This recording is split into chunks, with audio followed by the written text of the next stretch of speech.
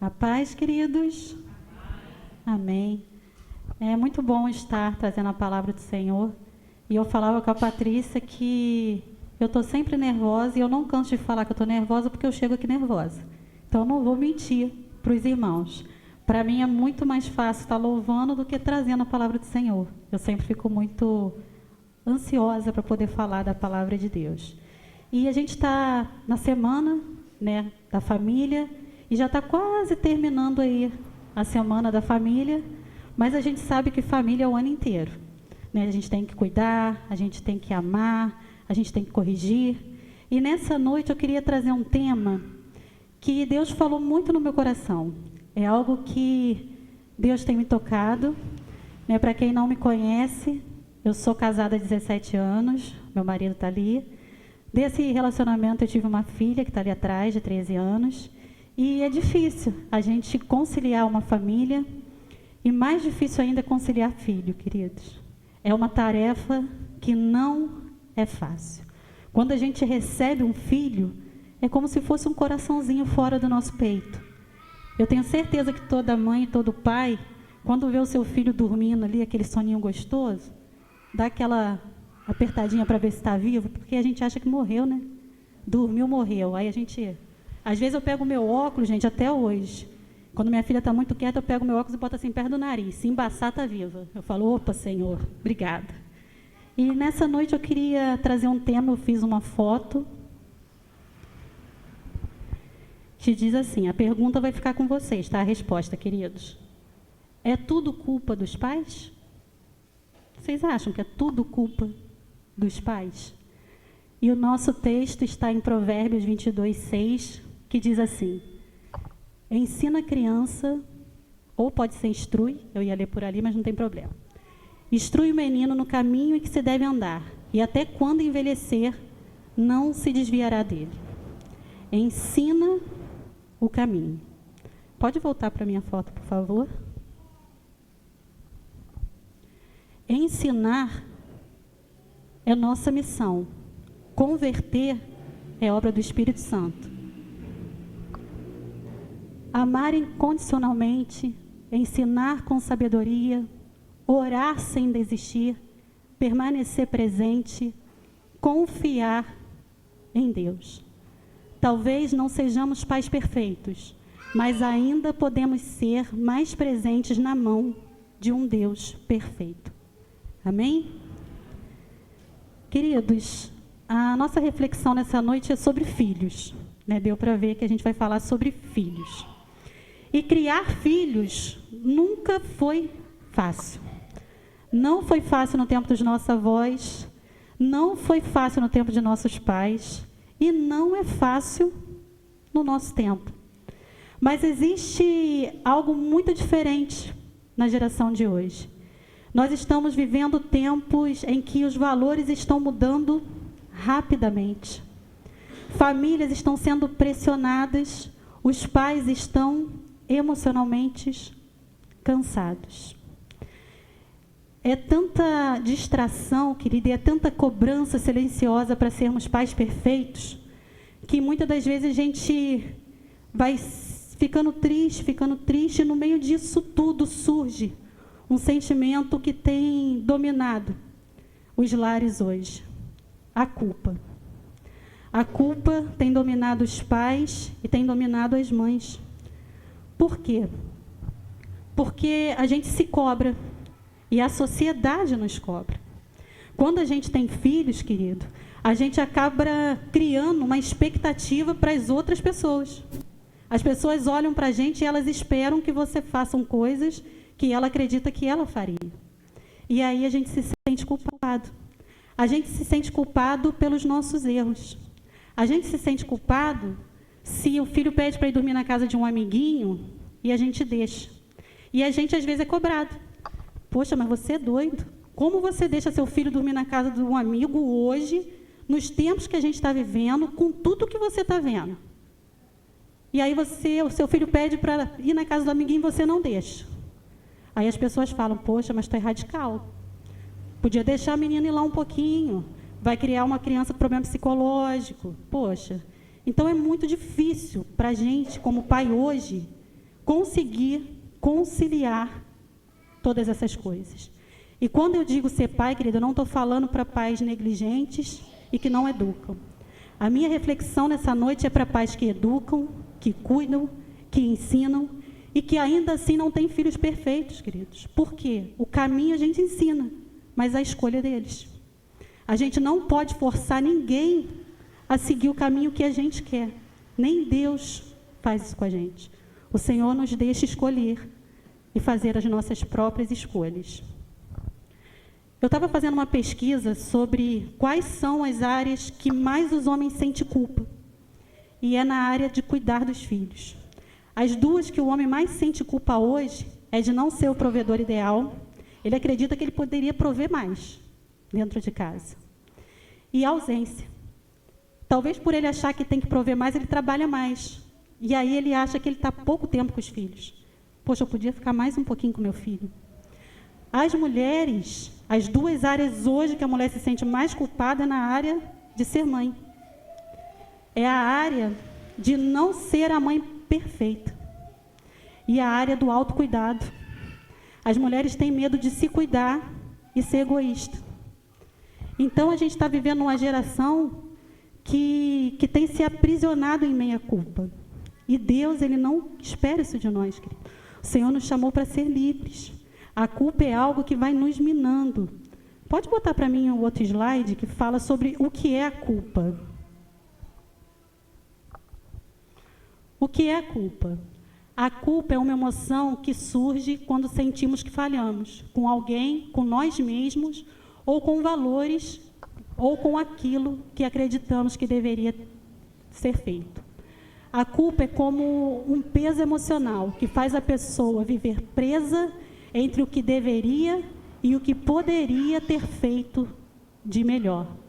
A culpa ela pode nascer de erros reais, de cobranças exageradas, de comparação, de medo de falhar, de expectativas impossíveis.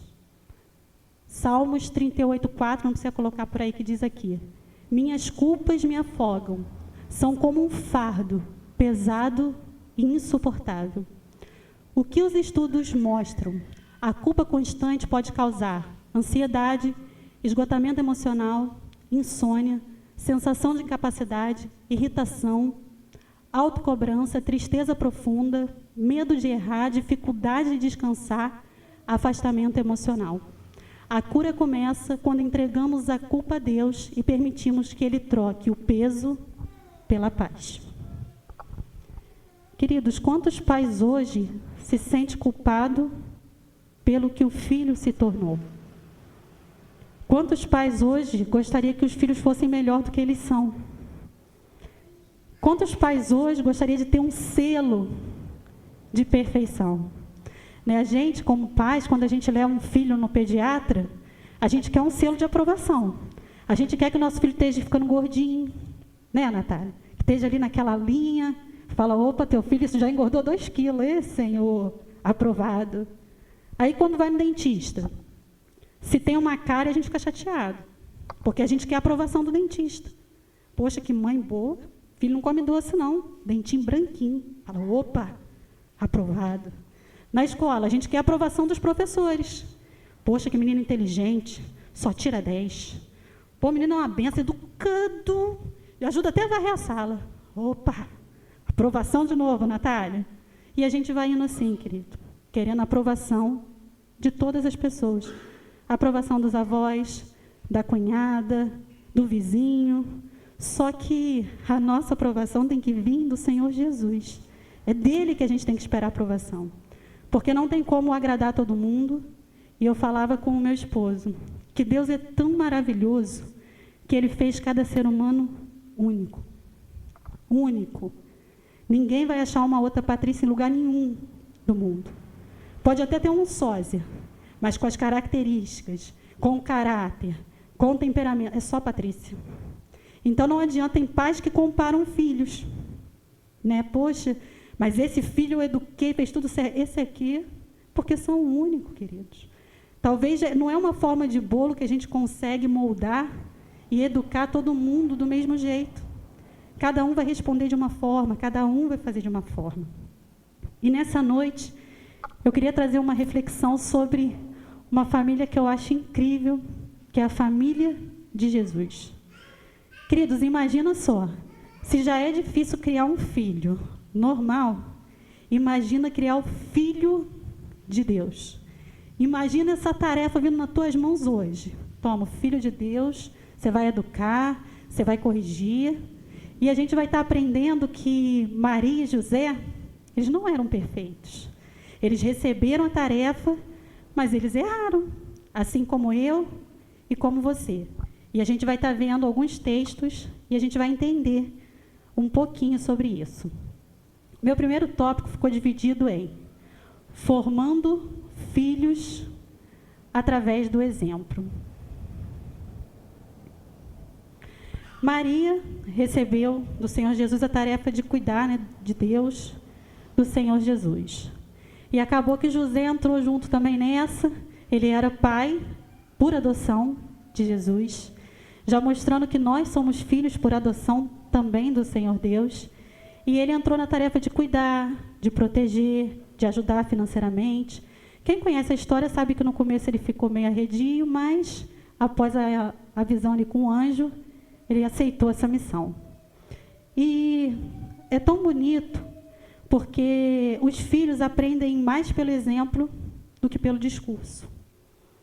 Você já viu quando você fala muito, o filho tem hora que ele já não está nem ouvindo, querido. Mas o exemplo não tem como o filho apagar da sua mente. E Mateus 13, 55, diz assim: não é este o filho do carpinteiro? E não se chama sua mãe Maria? E seus irmãos Tiago, José, Simão e Judas? Aí em Marcos 6 diz assim: não é este o carpinteiro, filho de Maria? E aí continua o texto.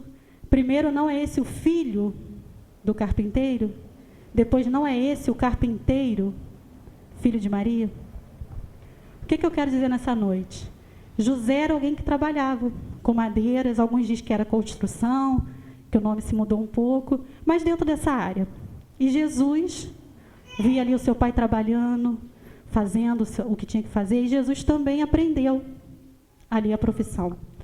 Queridos, hoje uma área que a gente pode perceber muito em que os pais conseguem influenciar os filhos, mesmo sem falar, é o trabalho. Quantos pais vai passando de um filho para o outro, né, um trabalho que teve, ou até um gosto, né? Às vezes um pai gosta muito igual o meu irmão, judô.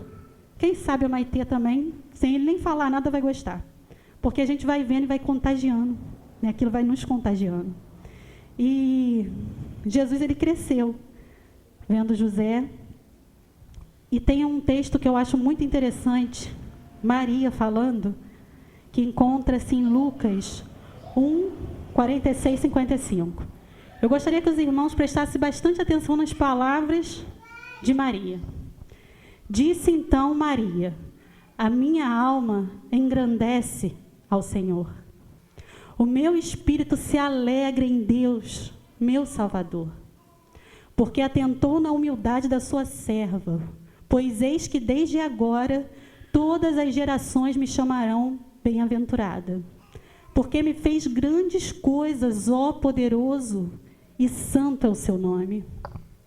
A sua misericórdia é de geração em geração sobre os que o temem.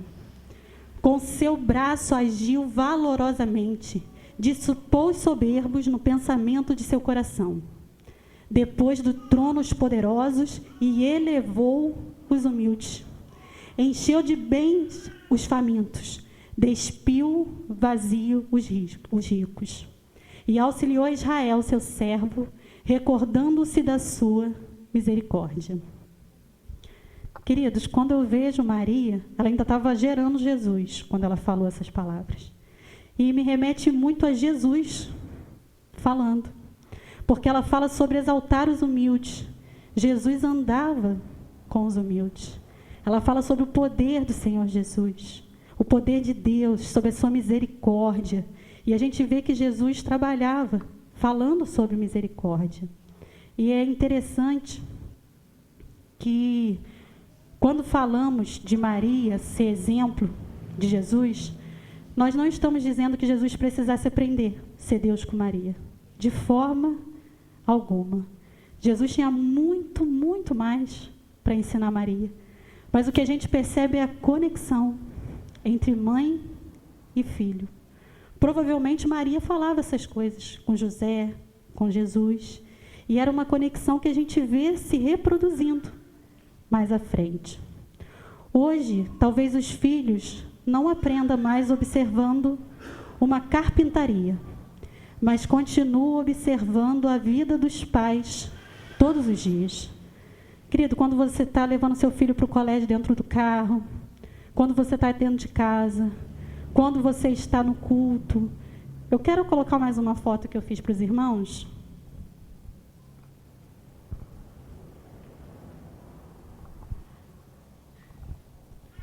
Exemplo de influências boas que o filho pode ver. Isso é para a gente já pescar, tá, queridos? Os pais pedindo perdão. Os pais conseguem pedir perdão com facilidade? Os pais orando. Nós temos orado próximo dos nossos filhos? Os pais tratando as pessoas com respeito. Você é uma pessoa bronca, que às vezes alguém vai falar alguma coisa contigo na rua, já... Ou você é uma pessoa que trata os outros com respeito? Os pais sendo honestos, mesmo sem ninguém estar vendo. Você tem sido honesto, querido? O teu filho tem percebido a tua honestidade? Os pais servindo a Deus com sinceridade. Os pais permanecendo unidos, mesmo na crise. Os pais controlando o tom de voz para falar de forma suave. Como que vocês têm falado perto do filho de vocês, dos nossos filhos? Voz áspera, brigando o tempo inteiro? Os pais ajudando alguém sem esperar nada em troca. É difícil, né, a gente ajudar alguém. Normalmente a gente quer fazer favor, para depois receber de novo, né, ajuda, mas que são exemplos que a gente pode fazer todos os dias para que nossos filhos possam ver. Os filhos não precisam de pais perfeitos para serem marcados positivamente. Precisa de pais humanos. E a pergunta que eu queria deixar: se meu filho imitasse exatamente meu jeito de viver, eu ficaria feliz com o adulto que ele se tornaria? Querido, se o seu filho fosse você amanhã, você ficaria feliz do adulto que ele se tornou? Nosso próximo tópico diz: filhos criando sua identidade. E a gente vai estar lendo aqui mais uma situação com José e Maria, que aconteceu em Lucas 2, do 41 ao 52. Ora, todos os anos iam seus pais a Jerusalém à festa da Páscoa. E tendo ele já 12 anos, subiram a Jerusalém segundo o costume do dia da festa. E regressando eles, terminado aqueles dias, ficou o menino Jesus em Jerusalém, e não souberam seus pais. Pensando, porém, eles que viriam de companhia pelo caminho, andaram o caminho de um dia, e procuravam-no entre os parentes e conhecidos. E como não encontrassem, voltar a Jerusalém em busca dele. E aconteceu que, passado 3 dias, acharam no templo assentado no meio dos doutores, ouvindo-os e interrogando-os. E todos os que ouviam admiravam a sua inteligência e resposta. E quando viram, maravilharam-se e disse-lhe sua mãe: Filho, por que fizeste assim conosco? Eis que teu pai e eu, ansiosos, te procurávamos. E ele lhes disse: Por que é que me procuráveis? Não sabeis que me convém tratar dos negócios de meu pai? E eles não compreenderam as palavras que lhe diziam. E desceu com eles e foi para Nazaré, e era-lhe sujeito. E sua mãe guardava no coração todas essas coisas. Queridos, olha que situação. José e Maria foram para uma festa e, de repente, Jesus entrou no templo. Eles acharam, porque era de costume as mulheres ir mais à frente nas caravanas e os homens mais atrás, Provavelmente Maria pensou, está com José lá atrás. E José pensou, está com Maria lá na frente. E desencontrou, querido. Só que eles só deram falta do menino Jesus depois de um dia. 24 horas. Imagina isso, queridos. Você dá falta do teu filho depois de 24 horas. E aí eles perceberam que Jesus não estava, falaram, opa, vamos voltar. E aí eles voltaram e acharam Jesus depois de 3 dias. Agora se coloca na situação desse pai e dessa mãe, querido. Quando a gente está no mercado, às vezes Giovana passa por algum corredor assim, coisa de segundos. Cadê Giovana? Não está ali. Porque a gente é assim, queridos. Se tiver em algum lugar, tu está olhando a criança, tu já quer saber onde é que está. Agora imagina ficar 3 dias sem Maitê. Caça a Maitê por 3 dias. Querido, imagina o desespero desses pais. E Maria deixa claro, porque ela chega e fala, eu e seu pai estamos aflitos. E aí Jesus fala que convinha fazer os negócios do pai. Hoje, querido, se acontece isso com José e Maria, eles iam ter que ir lá para a polícia por abandono de incapaz. Né? Deixar 3 dias a criança, vai ser processado. E a gente, por que eu estou trazendo isso? Para mostrar, queridos, como é difícil ser pai e ser mãe. Jesus era perfeito. E ainda assim, dava trabalho, no bom sentido. A gente vê que Jesus ali, ele tinha 12 anos. Ele estava entrando na sua adolescência, querido.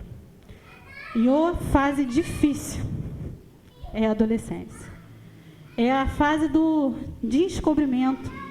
Né? Jesus ele estava numa fase em que sua identidade começava a se manifestar com muita força. Ele era filho de Deus, ele sabia que ele era filho de Deus. E ele queria tratar dos negócios do Pai. Vocês entendem? Ele já estava criando a sua identidade. Ele já estava mostrando, ele estava se revelando. E o que eu quero dizer com isso, querido? Até certo momento, os nossos filhos andam totalmente na nossa direção. Aonde a gente fala que a gente vai, eles vão também. Só que vai chegar uma hora, queridos, que eles vão começar a criar a sua própria identidade. Começam os questionamentos, as opiniões, as mudanças, os conflitos internos. E os pais, eles não têm que interpretar isso como uma perda. É uma fase. É uma fase que quase todo ser humano passa. Provavelmente você já passou, eu já passei, a minha filha vai passar. E é algo que a gente vai ter que se adaptar. E Jesus, ele não foi rebelde, tá? Porque às vezes a gente olha e fala, mas Jesus foi grosseiro. Não. Jesus estava explicando e logo após o texto fala que ele voltou para casa com seu pai e sua mãe em questão de obediência. Jesus, ele sabia que ele devia autoridade ao seu pai e à sua mãe. Ele sabia que era eles que cuidavam dele aqui na terra. Mas talvez o que alguns pais precisam ouvir hoje é que o seu filho não deixou de ser seu filho só porque está atravessando uma fase difícil. Ele continua sendo teu filho, querido. Mesmo atravessando por fases difíceis. Jesus voltou para casa. O filho pródigo voltou para casa. E muitas das vezes o teu filho está só passando por um autodescobrimento. E daqui a pouco está voltando. Está voltando para casa, está voltando a ser quem você sempre pensou, desejou que ele fosse.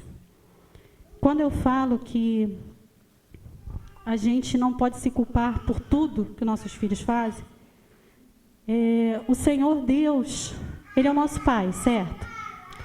Se ele é nosso Pai, ele também é Pai de Adão e Eva, correto? Deus vira para Adão e Eva e fala para Adão e fala o quê? Pode comer de todas as árvores que tem aqui. Só não come dessa. Dessa não pode. Quando Deus dá as costas, pode dizer, tá, gente? Quando Deus sai, sua presença sai, o que ele faz? Ele vai e come. Foi porque Deus não instruiu? Foi porque Deus não ensinou? Não. Deus ensinou, Deus instruiu, e ainda assim ele fez. Por quê? Porque o Senhor, ele não quer ninguém forçado. Ele quer que as pessoas estejam com ele por amor, porque o amam de verdade. A gente também não pode querer filhos presos, mas que eles estejam com a gente porque eles amam estar na presença de seus pais, que eles gostem de estar na nossa companhia. Mesmo eles saindo, sendo expulsos do paraíso, trazendo esse pecado para toda uma humanidade, Deus não se afastou deles. Olha que amor, queridos. Quando a gente vê lá Caim e Abel, Deus estava lá. Estava recebendo o que eles estavam levando, então Deus permaneceu, mesmo eles sendo filhos rebeldes. Então, queridos, que a gente possa, aprender nessa noite sobre isso. E o nosso próximo tópico diz: pais que acreditam. Nosso texto se encontra em João 2, mas a gente não precisa ler, que os irmãos já conhecem, a gente ainda vai ter uma apresentação de bebê hoje. Foi ali o primeiro milagre de Jesus. Jesus está ali na festa e a sua mãe percebe que o vinho acabou e chega perto dele e fala: acabou o vinho. E ele vira para sua mãe e fala: mãe, não é chegada a minha hora.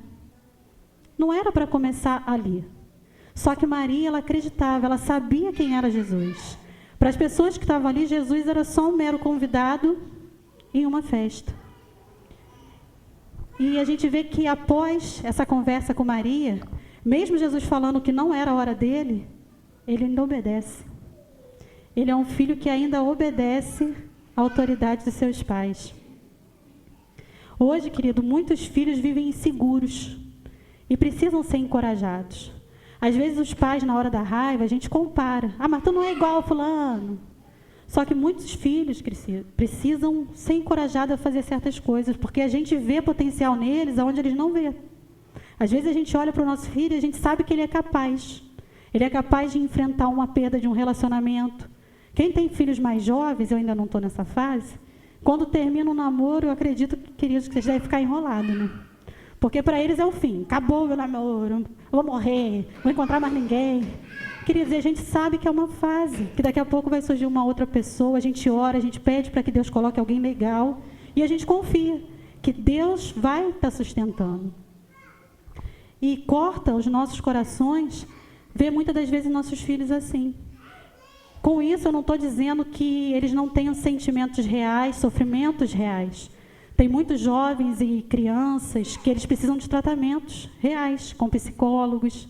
Mas o que eu estou dizendo é que muitas coisas eles poderiam superar e às vezes eles não superam porque a gente não está atento para estar ali motivando, estar mostrando, estar ensinando para que eles possam passar por uma fase difícil. E o meu último tópico diz que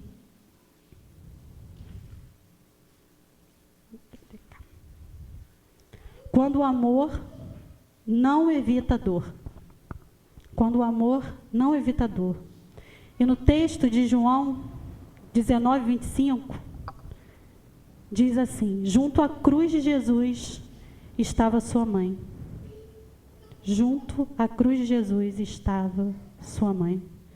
Queridos, com certeza, uma das cenas mais dolorosas da Bíblia é a crucificação de Cristo. Quem já viu o filme A Paixão de Cristo? Eu, por muitas vezes, eu não consigo olhar as cenas. Eu passo. Agora, imagina uma mãe vendo em tempo real e de camarote. Vocês já conseguiram se colocar na posição de Maria, queridos? Vendo seu filho ser torturado, crucificado. Por mais que ela entendesse o propósito de Deus, ela era mãe. Ela estava ali com o coração apertado, querido. E muitas das vezes nós, como pais, também estamos. Muitos de nós estamos tentando fazer com que os filhos não sintam dor.